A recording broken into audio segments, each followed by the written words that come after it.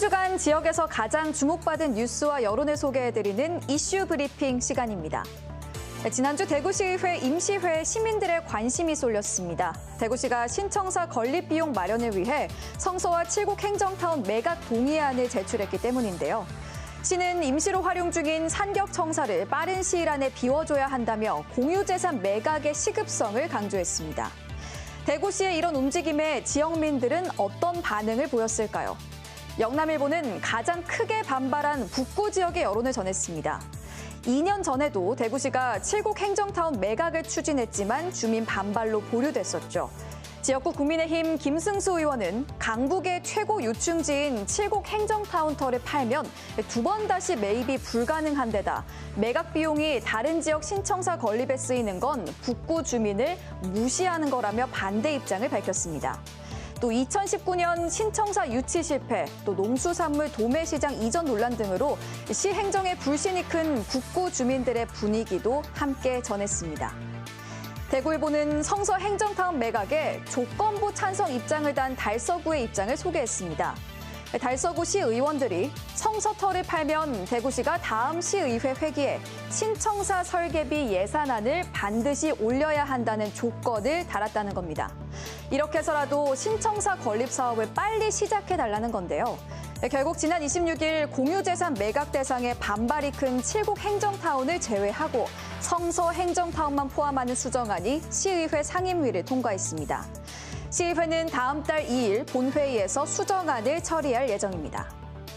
다음 소식입니다. 지난 2월 전국의 출생아 숫자가 처음으로 2만 명 아래로 내려갔습니다. 같은 달 기준 역대 최저 기록을 또 갈아치운 건데요. 인구 절벽의 위기를 맞은 자치단체들은 출산율 대책 마련에 고심하고 있습니다. 특히 경상북도는 올 초부터 저출생과의 전쟁을 선포하고 나섰습니다.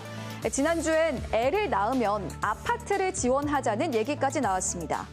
경북도의회 김홍구 의원은 경북도가 지난 5년간 관련 예산 11조 6천억 원을 썼지만 인구는 오히려 11만 명 줄었다며 출산 축하 수당 같은 소액 지원 대신 아파트 한 채를 지원할 정도의 정책이 필요하다고 주장했습니다.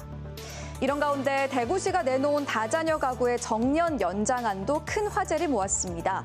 자녀 교육을 끝내지 못하고 정년이 된 시청과 산하 공공기관 공무원의 고용을 2자녀는 1년, 3자녀는 2년으로 연장하겠다는 건데요. 광역자치단체로는 전국 최초 시행 추진안입니다. 이런 가운데 최근 중앙정부 차원에서도 출산지원금 1억 원이 나왔습니다. 국민권익위원회가 자녀 1명당 현금 1억 원을 직접 지급하는 방안을 놓고 대국민 설문조사를 한 겁니다.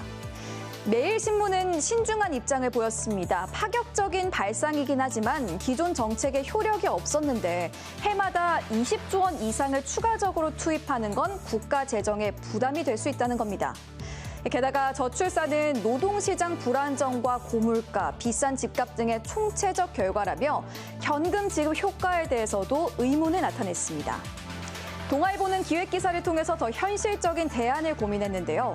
자체 설문조사를 통해 출산을 막는 가장 큰 걸림돌은 양육비 등 경제적 부담으로 나타났고 특히 여성은 경력 단절과 일, 육아 병행에 어려움을 꼽았다며 경제적 지원뿐 아니라 유연근무 등 일과 근무 환경을 포괄하는 제도 개선이 필요하다고 지적했습니다. 전문가들의 조언도 실었습니다. 직접 출산에 영향을 주는 가족 지원 예산을 GDP 대비 평균 2.6%까지 늘리고 유연근무 정착에 자원을 집중하라는 건데요. 실제 동아일보가 전문가들에게 2년 전 저출산 예산의 재배분을 요청해보니 1가정 양립 예산을 현재보다 4배 정도 늘려야 효과를 기대할 수 있다는 지적도 나왔다고 밝혔습니다. 권익위는 이번 설문조사 이후 출산 양육 정책 개편안을 만들 계획인데요.